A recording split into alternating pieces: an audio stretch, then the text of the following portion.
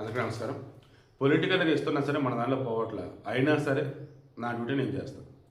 ఇప్పుడు కొడాలి నాని, వల్లవేణ వంశీ నియోజకవర్గంలో తిరగటం లేదని, మీలాంటి వాళ్ళు కనుక ప్రజల కనుక లేకపోతే మీ వల్ల పార్టీ గుర్తింపే ఉండదు కాబట్టి మిమ్మల్ని పక్కన పెట్టి పార్టీలకు వేరే వాళ్ళు తెచ్చుకుంటాం.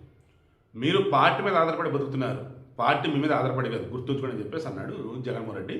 అలా క్లాస్ స్పీకర్ అంట. సో ప్రాక్టికల్ నేను మాట్లాడతాను, నిజంగా మాట్లాడుకుందాం. వైసీపీ గుర్తు చూసి జగన్ చూసి ఓట్లేశారా, లోకల్గా నించున్న అభ్యర్థి ఎవరైనా చూసి ఆ తర్వాత జగన్మోహన్ రెడ్డి అనుకున్నాడని చూసి ఆ తర్వాత పార్టీ సింబల్ ఫ్యాన్ అని ఓటేశారా? గుండెల మీద చేసుకొని చెప్పండి. నా ఉద్దేశం అయితే టీడీపీకి సంబంధించి జనసేనకి సంబంధించి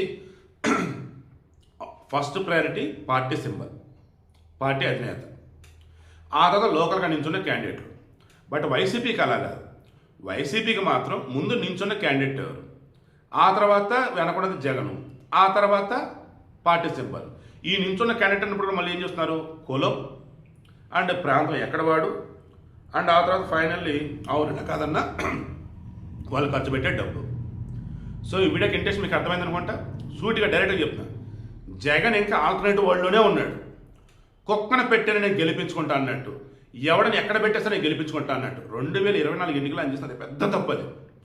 ఈజీగా ఆయనకి 20+ సీట్లు వచ్చాయి. 39% మంది ఓట్లు వేశారంటే ఖచ్చితంగా 20 పైన వస్తాయి ఆయనకి. ఎందుకు రాలేదు ఏంట్రా అంటే, ఇదిగో ఇక్కడున్న అభ్యర్థిస్తులు ఎక్కడో అక్కడ వాళ్ళు పట్టుకొచ్చి ఇక్కడ కులాలు మార్చి, ప్రాంతాలు మార్చి, మతాలు మార్చి ఎలా పడితే అలా షఫిల్ చేసి పడేశాడు. చేతుల భస్మసర హస్తం తన నెత్తి మీద పెట్టుకున్నట్టు పార్టీ మీద పెట్టాడు జగన్మోహన్ రెడ్డి. ఇప్పుడు ఉన్నటువంటి వాళ్ళు ఎవరైతే ఉన్నారో ఇక వాళ్ళు వేరే పార్టీలోకి వెళ్ళలేక పేరుకే ఇందులో ఉన్నారు. అటువంటి వారిని కూడా జగన్మోహన్ రెడ్డి కనుక మీ వల్ల పార్టీకి ఉపయోగం లేదు, మేము తీసేస్తానని అంటున్నాడంటే చేతుల పార్టీని జగనే చంపేస్తున్నాడు. ఈ ముక్కు ముఖం తెలంగాణ పట్టుకొచ్చి ఆడ పెడితే ఇక ఆ పార్టీకి అక్కడ వచ్చేసి ఏం ఆధారం ఉంటుంది, ఎవడో పట్టించుకుంటాడు. అవునా కాదు? కింద కామెంట్లో తెలియచేయండి.